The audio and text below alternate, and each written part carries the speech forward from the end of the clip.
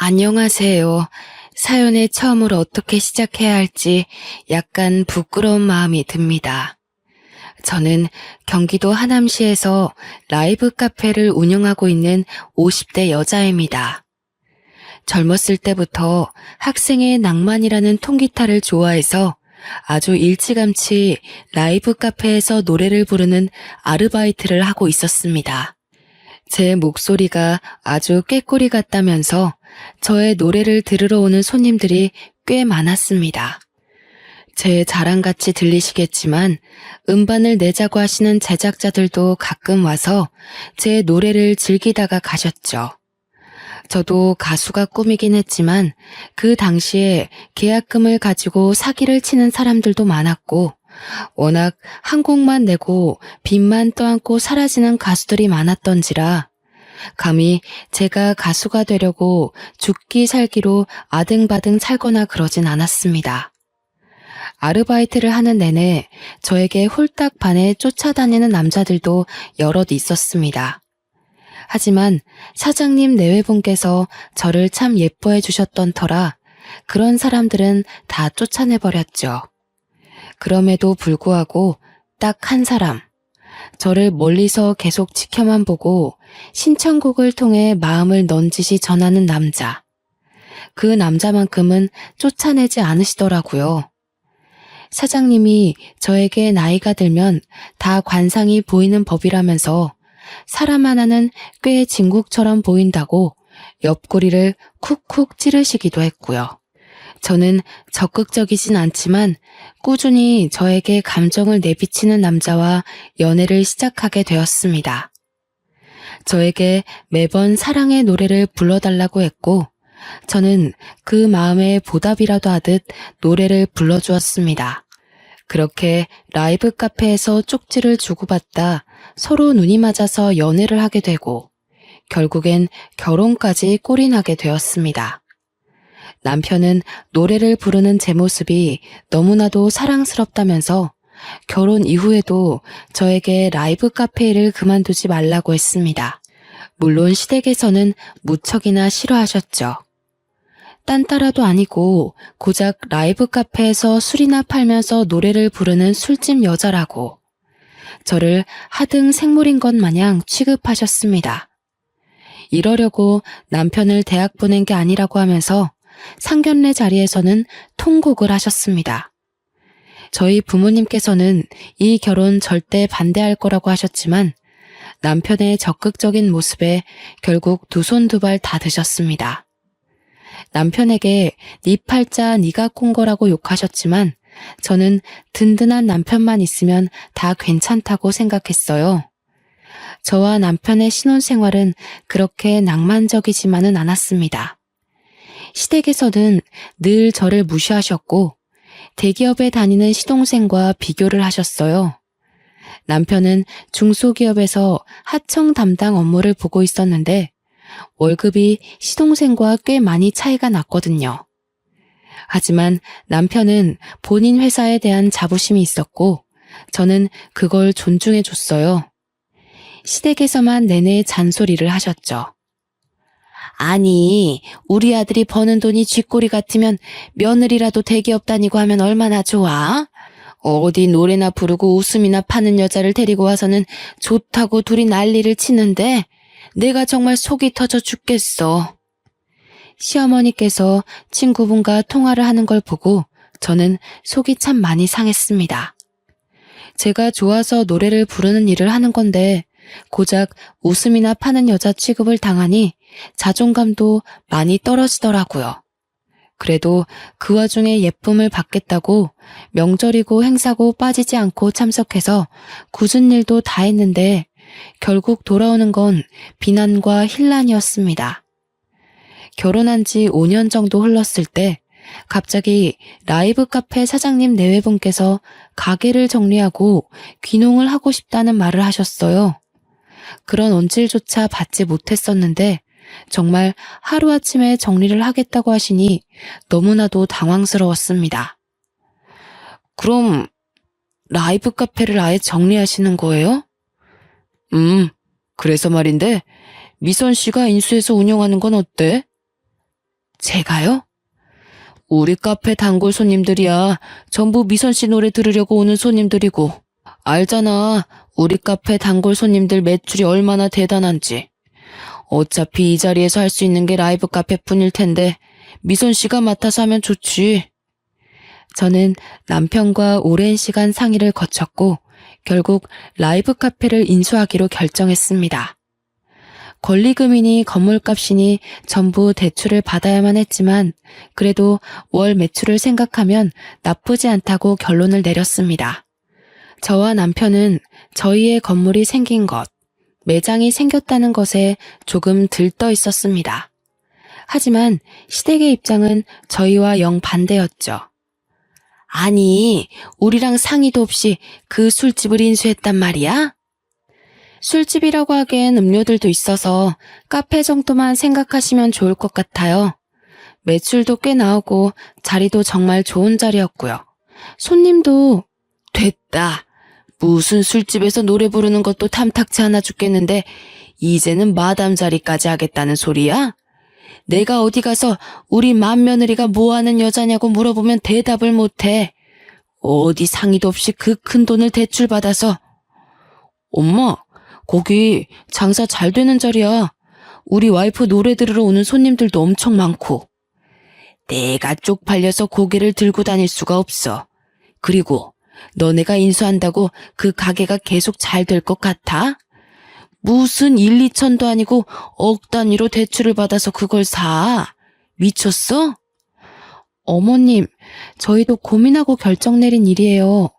그렇게 고민해서 수억을 대출받아다가 하는 일이 고작 술 파는 거 아니야. 내가 정말 속이 상해서 어디 가서 말도 못하고 숨을 쉴 수가 없다 내가. 너희 시아버지가 학교 교장 선생님까지 하고 퇴직한 거 알고 있지? 그런 교육자 집안 맏며느리가 술집에서 운영한다는 게 말이나 되는 소리니? 라이브 카페가 다른 술집과 다르다고 몇 번이나 설명을 드렸지만 어머님께서는 들을 생각도 하지 않으셨습니다. 계속해서 교육자 입안을 운운하시면서 술집에서 일한다는 게 너무나도 마음에 안 든다고 가슴을 퍽퍽 치셨습니다. 저희가 무리해서 대출을 받긴 했지만 라이브 카페 수익을 생각하면 그건 사실 아무것도 아니었어요. 몇 년만 고생하면 다 갚을 수 있을 정도로 입지가 탄탄한 자리이기도 했고요. 하지만 시댁에서는 결국 저에게 손가락질을 하기 시작했고 마음에 들지 않는 일만 잔뜩 한다면서 결국 저를 무시하고 괴롭히기 시작했습니다. 카페가 자리 잡아야 할 타이밍에 저를 매번 불러다가 일을 시키고 시집살이를 시키셨어요. 갑자기 안 하던 김장을 해야겠다면서 저에게 배추를 손질해서 절여오라고 하시질 않나. 시아버님 생신날에도 저에게 갈비찜에 잡채에 전골을 끓이라고 요구하시지를 않나. 부당하다는 생각이 들어 남편이 시부모님께 큰 소리도 내고 했지만 그들의 똥꼬집을 이길 수 없었습니다. 거기다가 시어머니께서 저를 계속해서 무시하니 시동생이라고 저에게 곱게 나왔을까요? 아니 형수, 이거 형수님이 만든 음식 맞죠? 갈비찜이요? 네네 맞아요. 왜요? 갈비가 너무 질기고 맛이 없어서요. 살림 이렇게 하면 형은 화 안 내? 너 그게 형수한테 무슨 말버릇이야? 아니 내가 뭘? 갈비찜이 맛없어서 맛없다고 한 건데 그게 죄야? 죄는 무슨 죄야. 맛없는 걸 어쩌니? 고기를 어떻게 삶았길래 이렇게 질겨. 아버지는 드시지도 못하겠다. 치워라 얘. 저는 정말 너무 화가 나서 눈물이 날 지경이었습니다. 하지만 별 수 있겠어요? 똥이 더러워서 피하는 거지 무서워서 피하는 건 아니니까요. 제가 시동생에게까지 무시를 받자 남편은 친정을 더 자주 가고 시댁에 가는 발걸음을 점차 줄여나가기 시작했어요. 저는 그 가운데서 눈치를 보고 있었지만 남편은 제게 눈치 보지 말라고 했습니다. 나는 라이브 카페에서 노래하는 당신에게 반한 거야. 내가 제일 사랑하는 모습이고 평생 보고 싶은 모습이라고. 그러니까 우리 스트레스 받아가면서까지 우리 집에 가서 그런 수모를 당하지 말자. 든든한 남편의 말에 저는 결심을 했습니다. 부당한 대우를 나서서 받지 말고 라이브 카페 운영에 더 집중하자고요. 저는 그날 이후로 시댁에서 부를 때마다 일이 바쁘다는 핑계로 피했습니다.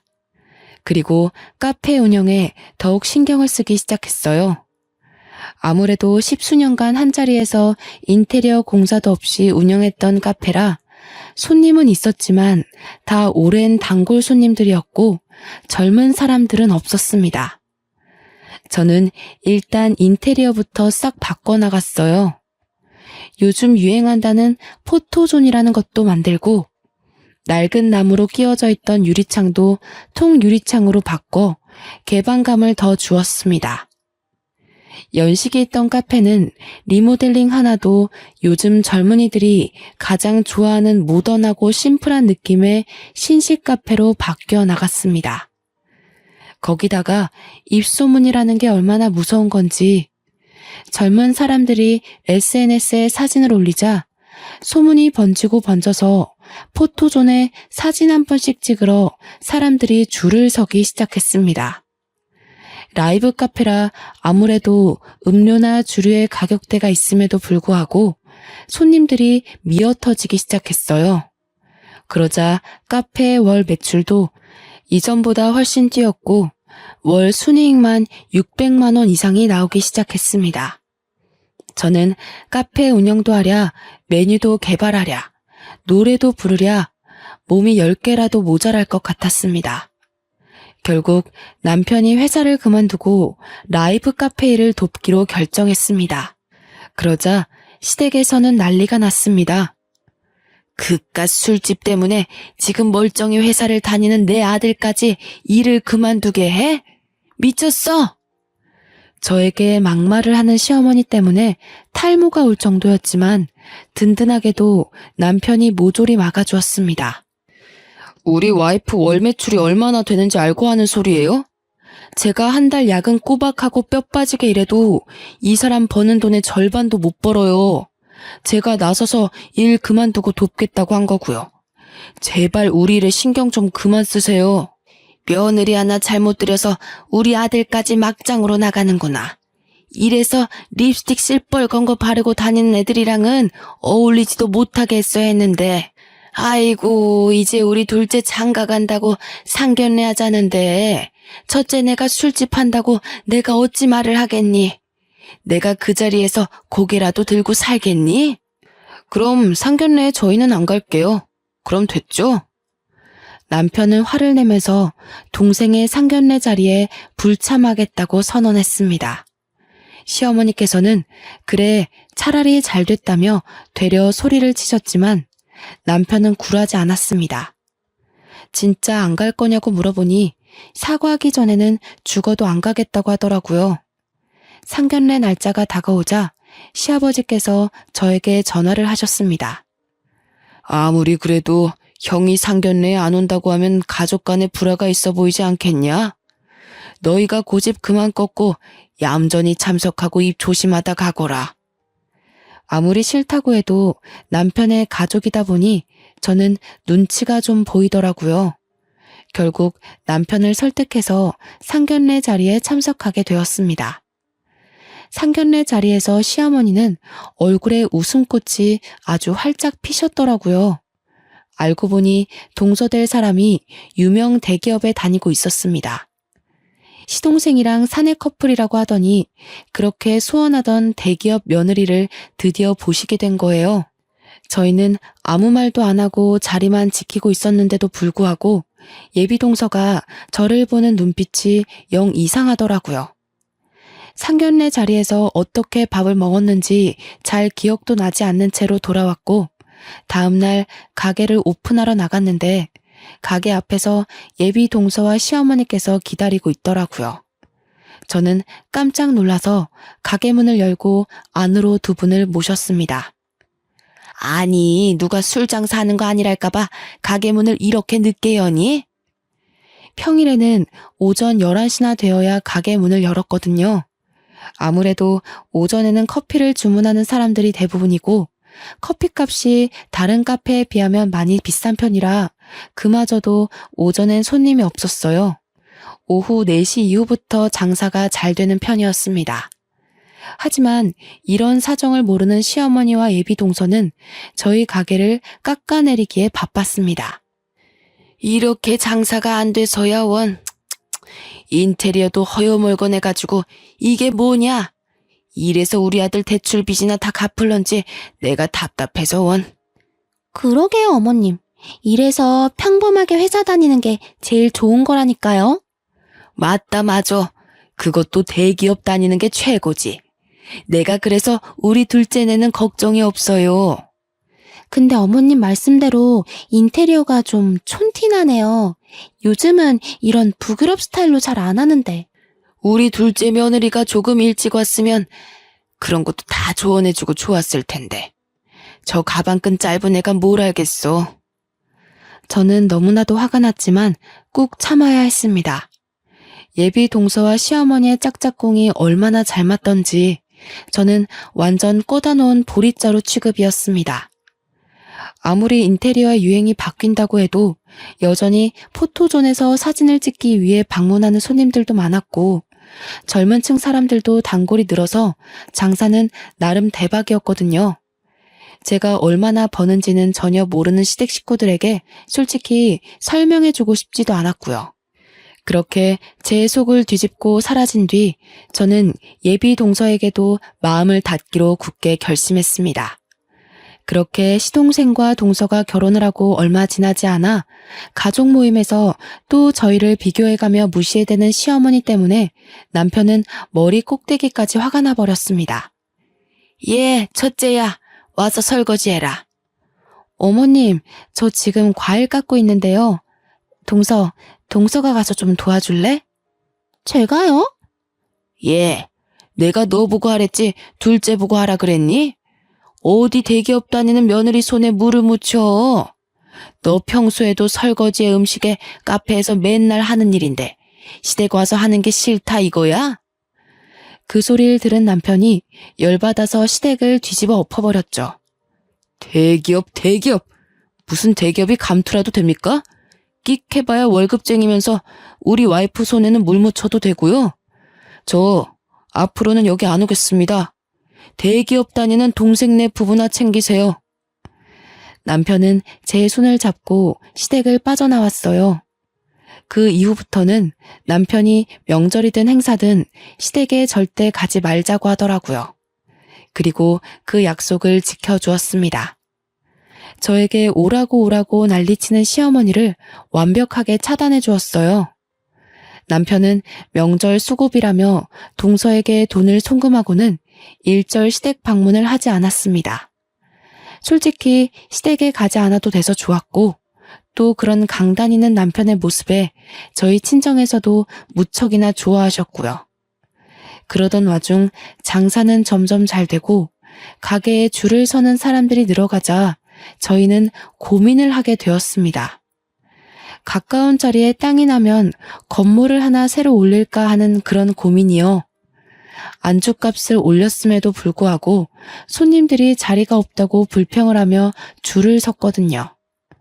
초기엔 순이익이 600만 원에서 700만 원 정도 되었는데 지금은 1000만 원을 훌쩍 넘기는 이익을 내고 있으니 대출금 갚는 것도 걱정 없었고요.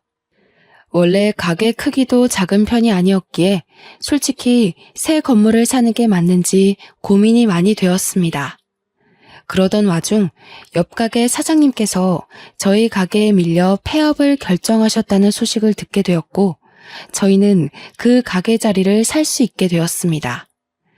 옆에 건물은 20층짜리 건물이었는데 꼭대기층에서 카페를 운영 중이셨거든요. 강변이 한눈에 보이는 뷰 맛집이었지만 특색이 없었던 카페라 저희가 인수한 다음 인테리어까지 새로 해서 2호점을 만들었습니다. 기존의 라이브 카페 형식이 아닌 요즘 젊은 사람들이 좋아하는 라운지 펍 같은 분위기로 꾸미고 2호점은 남편이 운영하기로 결정했습니다. 저희 가게에 시그니처 메뉴들을 다 가져다 놓았더니 홍보도 안 했는데도 손님들이 줄줄 미어 터지는 게 아니겠어요? 옥탑도 있고 야경도 멋지게 보이는 자리라 그런지 오픈한 지 2-달 만에 각종 방송에서도 취재를 나오기 시작했습니다. 장사가 잘 되니 명절 같은 대목에는 자연스럽게 시댁 방문을 더욱더 멀리하게 되었습니다.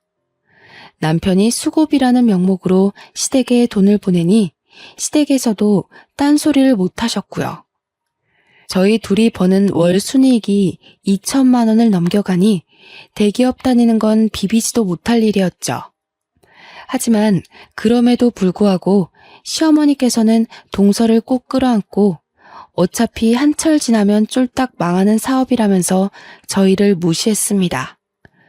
저희가 2년 넘게 시댁에 방문하지 않았으니 하루는 새해부터 시어머니와 동서가 가게로 찾아와 난동을 부리기 시작했습니다. 예, 장사 좀 잘 된다고 지금 시댁을 무시하는 거야 뭐야? 갑자기 찾아온 바람에 저도 너무 당황스러워서 어찌할 바를 모르고 가만히 서 있었습니다. 손님들도 꽉 차 있는데 한가운데서 소리를 질러대니 손님들도 웅성웅성 거리기 시작했고요. 구석진 곳으로 모셔서 조용히 이야기하고 보내려고 했더니 둘은 더 당당하게 큰 소리를 치시더라고요. 이보시오. 여기가 우리 맏며느리가 하는 가게인데 돈 좀 만진답시고 시댁을 완전히 깡그리 무시하는 게 아니겠어? 잘된 게 다 우리 조상님 덕인지도 모르고 제사도 안 지내고 돈이나 턱턱 보내면 다인 줄 알아? 저는 솔직히 제 노력으로 잘된 것인데 조상님을 운운하니 열이 받더라고요. 옆 가게에 있는 남편에게 호출을 하고 저도 당당하게 시어머니와 동서에게 맞불을 놓았습니다. 잘된 게 왜 다 조상님 덕이죠? 거기다가 제 조상님도 아닌걸요. 이 카페가 잘 되는 건 다 저와 남편이 노력해서 일궈낸 것들입니다. 따박따박 말대꾸하는 버릇은 어디서 배워온 버릇이야? 너네 친정에서 그리 가르치디? 너네 조상님이 그러라 시키디? 술집장 사는 년이 배워먹은 거 없이 거기다가 너네 장사도 잘 된다면서 고장 명절에 100만 원 붙이는 게 다야? 직원들도 술렁술렁거리기 시작했어요. 저와 오래 일했던 직원들이고 제가 얼마나 노력했는지도 잘 아는 사람들이었거든요. 시어머니의 말도 안 되는 주장에 직원들이 화가 나는지 시어머니를 말리기 시작하더라고요. 여기서 이런 식으로 행동하시면 저희 영업에 방해가 되니까 다른 자리를 옮기시는 게 좋겠어요. 뭐야? 너 누군데 나한테 그런 소리래? 내가 이 집 주인네 시어머니라고. 주위에서 말리는데도 점점 발악하는 소리가 커졌습니다. 무슨 분노 조절 장애가 있는 사람도 아니면서 마치 그런 병이라도 있는 사람인 것 마냥 소리를 고래골래 질러댔어요. 말도 안 되는 트집을 잡아가면서 말이에요. 말리는 사람들을 뿌리치고 저한테 달려와서는 막 삿대질을 하는데 정말 당황스럽더라고요. 저희 직원들 말 못 들으셨어요? 여기서 이러시면 영업 방해예요. 영업 방해? 이게 미쳤나? 어디 시어머니 무서운 줄도 모르고 그딴 소리를 짓거려. 오늘 너 죽고 나 죽자. 도대체 왜 이러시는 건데요? 돈 좀 번다고 유세했더니 한 달에 버는 돈이 몇 천이라고 방송에 나와서 떠들더니 우리를 무시하고도 네가 잘 될 줄 알아? 제가 언제 무시했다고 그러세요? 술 파는 사람이라고 무시한 건 어머님이시잖아요. 내가 뭐 틀린 말 했니? 술 파는 거 맞잖아. 장사가 잘 되면 돈이라도 턱턱 내놓던지. 다른 며느리들은 시어머니 용돈하라고 매달 100만 원, 200만 원 준다는데 넌 뭐야 도대체? 잘난 대기업 다니는 며느리 두고 왜 저한테 그러세요? 어머 형님, 제가 버는 게 되면 얼마나 된다고 그러세요? 잘 될수록 나누면서 살아야 한다고 하던데 형님 너무 욕심 많은 거 아니에요? 그럼 동서도 장사해. 어디 대기업 다니는 애 보고 이딴 술 장사나 하라는 거야?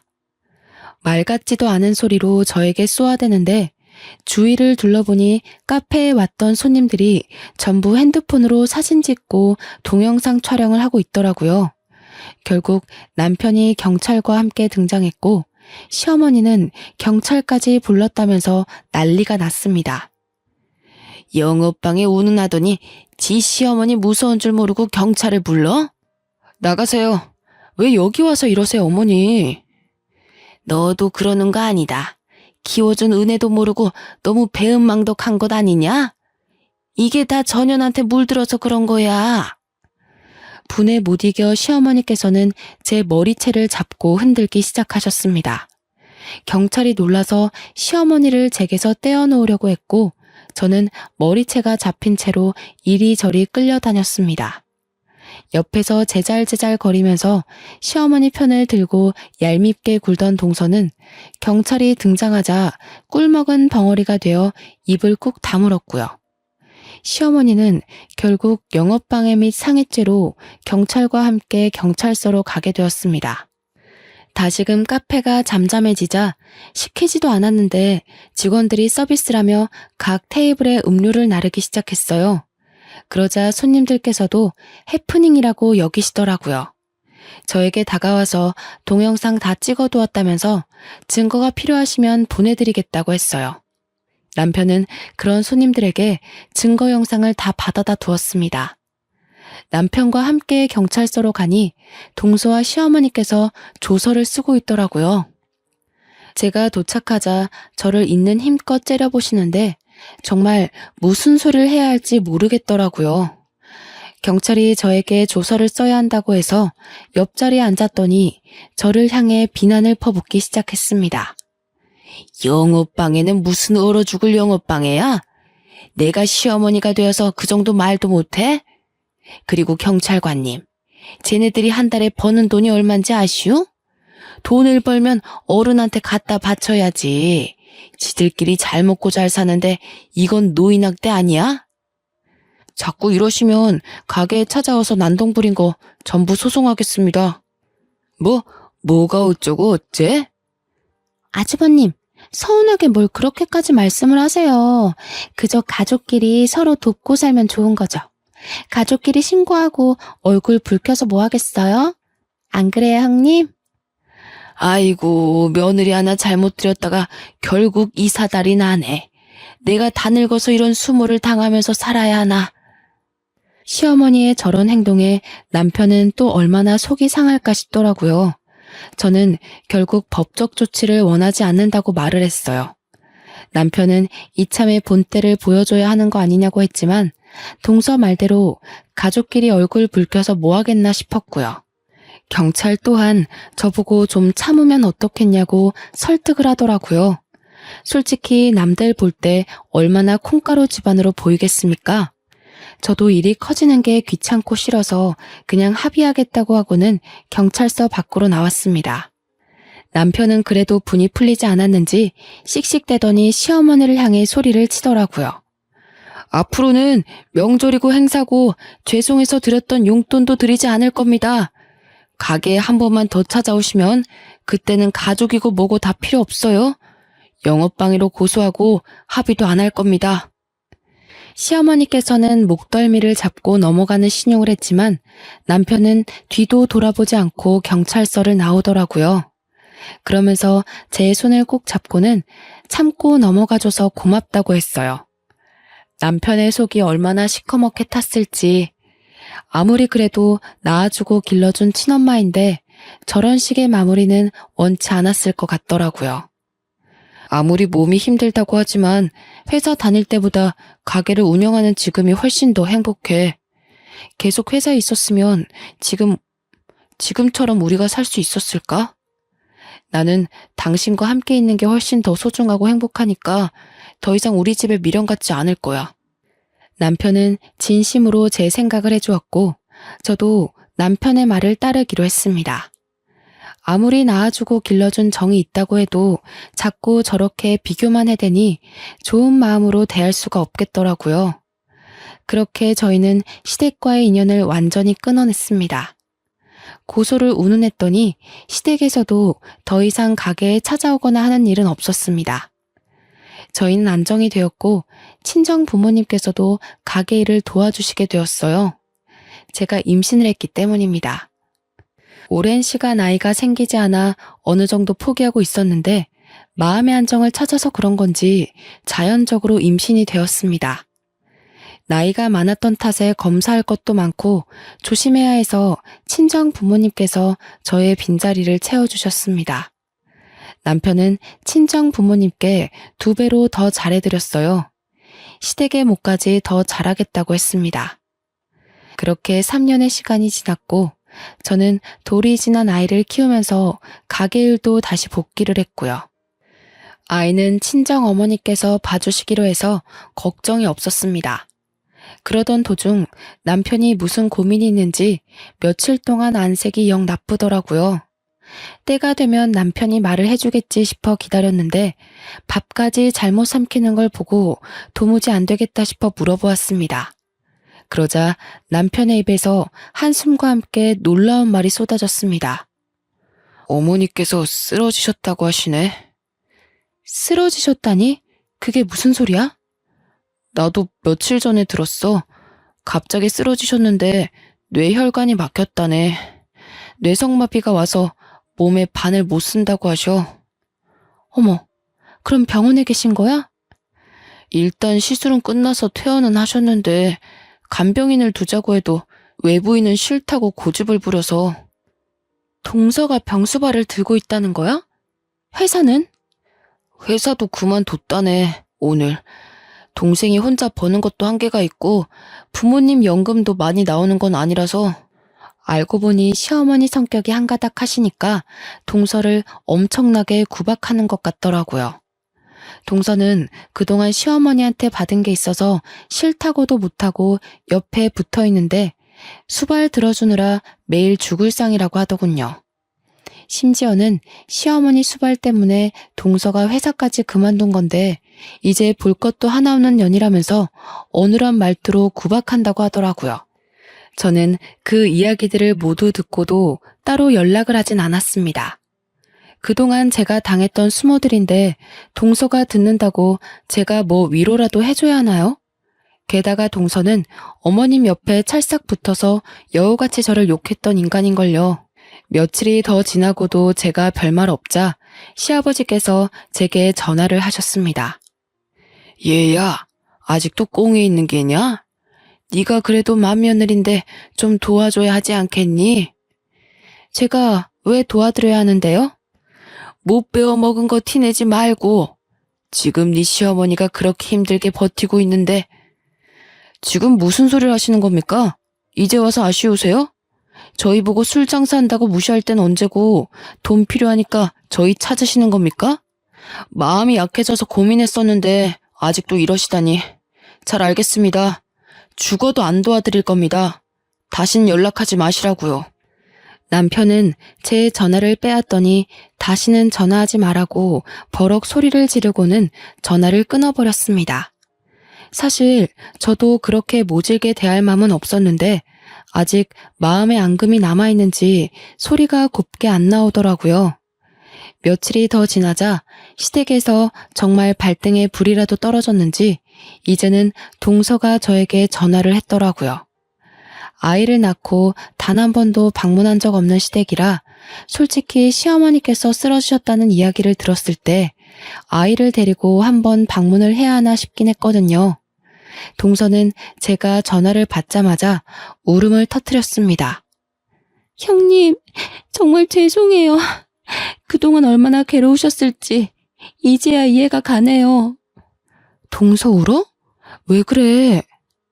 오늘도 어머님이 저에게 역정을 내셨어요. 수발 드느라 회사도 그만뒀는데 이제 볼 거 하나도 없다면서 제대로 씻기지도 못한다, 살림도 못한다. 구박을 엄청 하세요. 멀쩡하실 때도 나한테 그러시더니 아직도 그러시는구나. 정말 미쳐버릴 것 같아요. 몸이 불편하시니까 화장실도 혼자 못 가시고 시아버지와 남편은 나 몰라라 하시고요. 간병인은 죽어도 싫으시대? 2주 동안 간병인을 3명이나 갈아치우셨어요. 간병인 아주머니들도 도저히 시어머니 같은 분은 케어 못 해주겠다고 말하고. 제가 찾아가도 될까요? 제가 찾아와도 좋다고 허락을 하자 동서가 한달음에 저희 라이브 카페로 찾아왔습니다. 고생을 한 티가 팍팍 날 정도로 얼굴이 어두워지고 살도 빠져 있더라고요. 그러더니 저를 보고 무릎을 꿇고 눈물을 흘리기 시작했습니다. 그 며칠 같이 살았는데 도무지 전 못 버티겠어요. 이런 수모를 어떻게 10년이 넘도록 참으면서 지내셨어요? 정말 대단하다는 말밖에 안 나옵니다. 제가 그동안 너무 버릇없이 굴었죠. 정말 죄송해요. 빈말이 아니라 진짜 진심으로 사과할게요. 시아버지께서도 도저히 같이 못 살겠다고 하셔요. 시어머니께서 어느 정도로 트집을 잡으시냐면 이불 빨래를 했는데 세탁 세제 냄새가 마음에 안 드신다고 가위로 이불에 구멍을 내셨어요. 솜털은 다 빠져서 날아다니고 시아버지가 호통을 치시면 갑자기 소리를 막 지르시면서 자기가 반 병신 됐다고 무시하냐고 하시고요. 저보고 볼 거라곤 대기업 명함밖에 없는데 이제 어쩌냐고 트집을 잡고. 같이 이야기를 듣던 남편이 한숨을 푹푹 내쉬는데 그때마다 미련이 뚝뚝 떨어지는 것 같더라고요. 하지만 남편은 제게 효도를 강요한 적이 단 한 번도 없었습니다. 거기다가 시댁에 방문하자고 말을 꺼낸 적도 없었고요. 여기서 칼을 쥔 건 저라고 생각했습니다. 그래서 결국 제가 먼저 입을 열었어요. 동서, 내가 도와줄게. 여보! 솔직히 그동안 시어머니와 동서가 나한테 했던 행동들이나 말이나 나한테 너무나도 상처였기 때문에 도와주고 싶지 않았어. 그래도 내 남편이 나에게 얼마나 지극정성으로 잘했었는지 알고 있기 때문에 내 남편의 엄마라서 도와줘야겠다고 하는 거야. 결코 동서를 용서하거나 동서를 좋아해서 하는 일은 아니야. 감사합니다. 감사해요, 형님. 남편도 제 손을 꼭 잡아주었습니다. 저는 바로 행동으로 옮기기 시작했어요. 좋든 싫든 시어머니를 요양원으로 옮기기로 결정했습니다. 남편과 동서와 함께 좋다는 요양원을 다 둘러보기 시작했고 서울에서 거리가 멀지 않고 시설이 최신식으로 리모델링 되어 있는 곳으로 결정했습니다. 요양원 가격이 비싸긴 했지만 저희 경제 수준에 부담이 될 정도는 아니었습니다. 동서도 이렇게 좋은 곳이라면 어머님께서도 편하게 지낼 수 있을 거라고 동의했고요. 시부모님을 찾아뵙는 건 솔직히 내키지 않았지만 그래도 이야기는 전해야 할 것 같아서 아이를 데리고 시댁에 방문했습니다. 시아버지께서는 아이를 보고 내심 좋아하시더라고요. 그리고 아버님께만 솔직하게 요양원을 계약하고 왔다고 이야기를 했습니다. 그래, 고맙다. 지금이라도 이렇게 마음 바꿔서 해준다니 고맙구나. 그동안 저희에게 뱉은 말들이 있어서 그런지 더 말은 못하시고 고맙다고만 하시더라고요. 결국 시어머니는 요양원으로 이송되었고 저희는 매달 자동이체를 하고 있었습니다. 그 이후에도 시아버지께서 아이가 보고 싶다는 의사를 넌지시 밝히셨지만 솔직히 저는 내키지 않아서 가보진 않았습니다. 그런데 한 3개월쯤 지났을까? 동서에게서 연락이 오더라고요. 형님, 큰일 났어요. 요양원에서 어머님 모셔가라고 연락이 왔어요. 그게 무슨 소리야? 요양원에 무슨 일 있대? 글쎄, 요양보호사 머리채를 쥐어 뜯으셨대요.